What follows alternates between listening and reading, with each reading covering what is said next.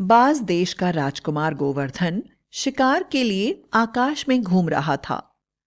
अचानक उसकी नजर एक दिव्य सुंदरी पर पड़ी। उसके सौंदर्य से धरती, आकाश, पशु पक्षी सभी अवाक रह गए थे और अपना काम भूलकर सिर्फ उसको देख रहे थे।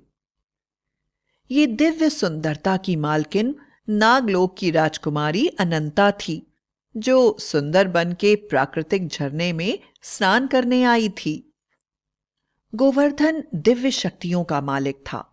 तुरंत इंसानी रूप में आ गया और छिपकर अनंता को स्नान करते हुए देखने लगा। वह उसके सौंदर्य से इतना प्रभावित हो गया कि उसने निश्चय किया कि वह इस कन्या से विवाह करेगा।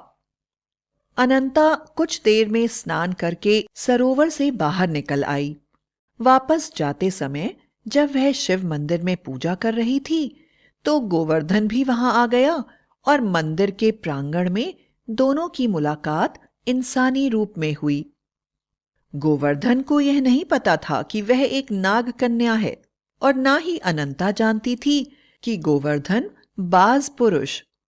दोनों एक दूसरे से बहुत ही प्रभावित हो गए थे और दोनों को ही एक दूसरे से प्रेम हो गया था। अचानक गोवर्धन अनंता से बोला, तुम बहुत ही खूबसूरत हो। मुझे पहली नजर में ही तुमसे प्रेम हो गया है। मैं तुमसे विवाह करना चाहता हूं। गोवर्धन की बातों से प्रभावित अनंता ने कहा, गोवर्धन, मुझे भी तुम बहुत पसंद हो, लेकिन मुझे ऐसा नहीं लगता कि हम दोनों का विवाह हो सकता है, क्योंकि मैं एक नाग कन्या हूं।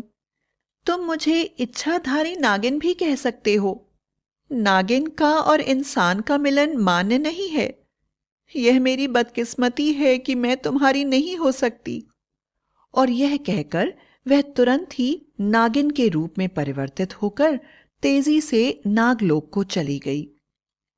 अनंता की बातों से गोवर्धन बड़ा ही हैरान हो गया और सोचने लगा, ईश्वर ये कैसी परीक्षा ले रहा है। मैं बाज पुरुष और वह नाग कन्या, यह मिलन तो असंभव है। और वह उदासी से वापस लौट गया। जब वह बाजलोक पहुंचा तो वह बड़ा ही बेचैन था और उसका मन अनंता के आसपास ही घूम रहा था। दूसरी तरफ अनंता का भी यही हाल था। उसे भी एक पल आराम नहीं मिल रहा था और वह तुरंत गोवर्धन से मिलना चाहती थी।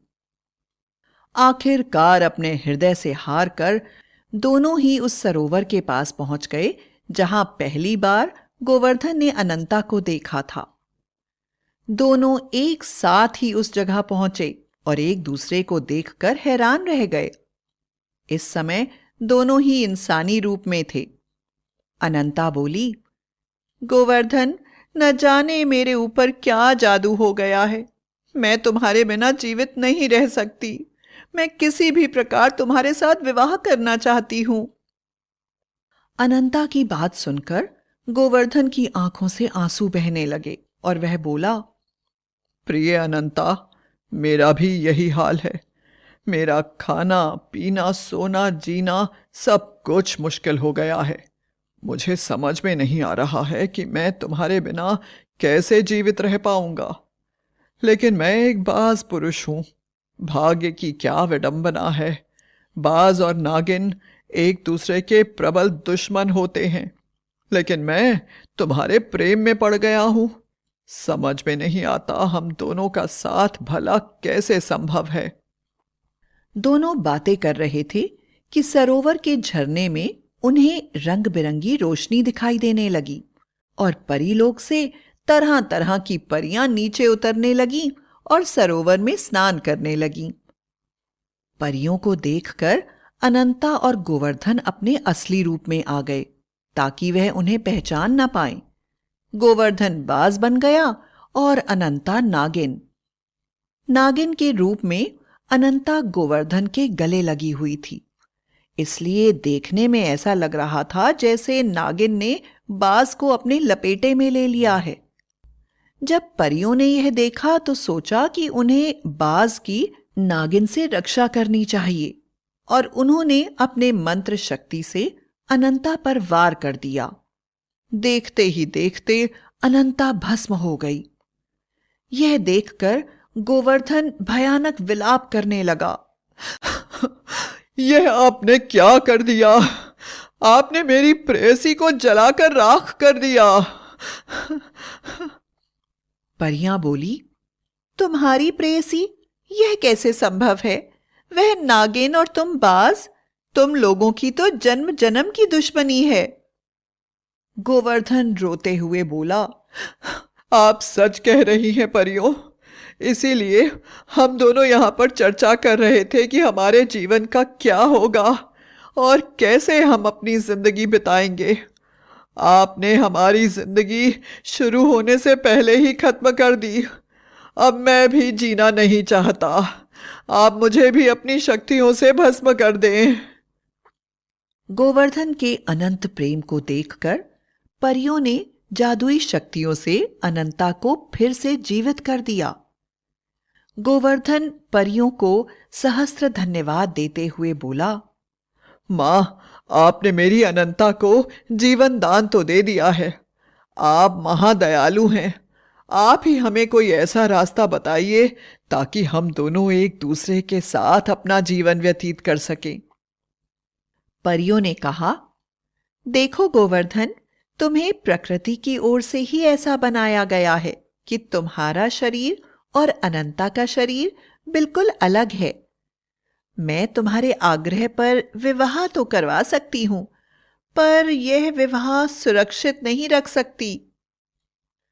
परियों की बात सुनकर अनंता और गोवर्धन एक साथ बोले, मां, हम अपने विवाह को स्वयं सुरक्षित रख लेंगे। हमको इतना विश्वास है। आप सिर्फ नागलोक और बाजलोक के लोगों को समझाकर हमारे विवाह की स्वीकृति दिलवा दीजिए। मां, अपने विवाह को हम स्वयं सुरक्षित रख लेंगे, हमको विश्वास है। आप सिर्फ नागलोक और बाजलोक के लोगों को समझाकर हमारे विवाह की स्वीकृति दिलवा दीजिए। परियों ने ऐसा ही किया और 2 दिन के बाद शुभ मुहूर्त में दोनों का विवाह हो गया। दोनों ने निर्णय लिया कि वह अपनी दुनिया सबसे अलग बसाएंगे और वह घने जंगल में बनी एक गुफा में चले गए और उसे ही अपना बसेरा बना लिया। सब कुछ बहुत अच्छी तरह से चल रहा था। यह दोनों ज्यादातर अपने असली रूप में ही रहते थे ताकि किसी की नजर उन पर न पड़े, और केवल रात में इंसानी रूप धारण किया करते थे। काफी दिन हो गए थे और अनंता सरोवर में स्नान के लिए नहीं गई थी। इसलिए एक दिन जब अनंता इंसानी रूप में सरोवर पर स्नान करने के लिए गई तो जंगल में आए हुए शिकारी ने उसे देख लिया। जब उसने इतनी खूबसूरत कन्या को अकेले देखा तो उसकी नीयत खराब हो गई। अनंता काफी देर तक सरोवर में स्नान का आनंद लेती रही और तभी उसे ढूंढते ढूंढते उसका पति बाज भी आकर पेड़ पर बैठ गया।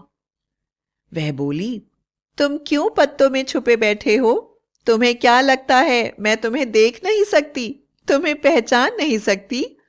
मैंने तुमसे पहली नजर में ही प्रेम किया है। जल्दी से आकर मेरे गले लग जाओ।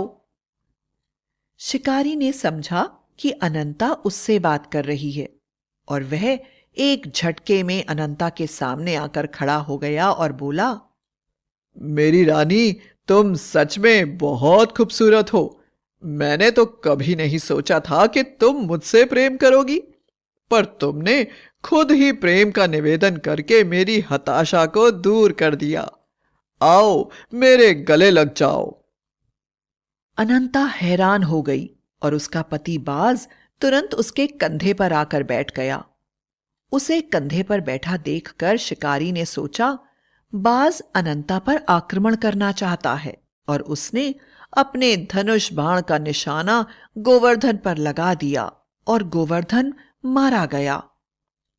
अपने प्रिय पति का यह हाल देखकर अनंता दुख और क्रोध से पागल हो गई और अपने असली रूप में आ गई और बोली, तुमने मेरे पति पर वार करने की हिम्मत कैसे करी? वह एक इच्छाधारी नागिन का पति है। अब तुम्हें इसकी सजा भुगतनी होगी। मैं तुम्हें ऐसे विष से डसूंगी कि तुम्हारा पूरा शरीर जल जाएगा। तुम्हें नर्क की आग याद आएगी। मैं तुम्हारे पूरे परिवार को मार दूंगी। अगर तुम मेरे कहर से बचना चाहते हो तो तुम्हें मेरे पति को जीवन दान देना होगा। शिकारी कांपता हुआ बोला, लेकिन मेरे पास ऐसी कोई भी शक्ति नहीं है कि मैं तुम्हारे पति को जिंदा कर सकूं। तुम्हारे पति का शरीर मेरे बाण से पूरी तरह से क्षतिग्रस्त हो गया है, और अब इसमें जीवन आ भी जाए तो यह पूरी तरह से कटे हुए शरीर के साथ जीवन नहीं बिता पाएगा। मेरी इस गलती की सज़ा मेरे परिवार वालों को मत दो। मैं हाथ जोड़ता हूं, मुझे जो सज़ा देनी है दे दो। उसकी बात सुनकर अनंता ने कहा, सजा तुम्हें मिलेगी। तुम सजा से बच नहीं सकते। मुझे मेरा पति वापस चाहिए। अनंता ने फिर परियों का आवाहन किया और परियां धरती लोक पर उससे मिलने आ गईं। अनंता हाथ जोड़कर रोते हुए बोली, मां, एक बार आपने मेरे पति के आग्रह से मुझे जीवन दान दिया था। इस बार मेरे आग्रह से मेरे पति को जीवन दान दीजिए और मुझे विधवा होने से बचा लीजिए। और यदि ऐसा नहीं हो सकता है तो मैं भी मृत्यु चाहती हूं। उसका अखंड प्यार देखकर परियों ने बाज को जीवन दान दिया, लेकिन पराई स्त्री पर बुरी नजर डालने के कारण दंड स्वरूप शिकारी की आत्मा बाज के शरीर में डाल दी और बाज की आत्मा शिकारी के शरीर में। इसके बाद बाज और नागिन खुशी से अपना जीवन बिताने लगे।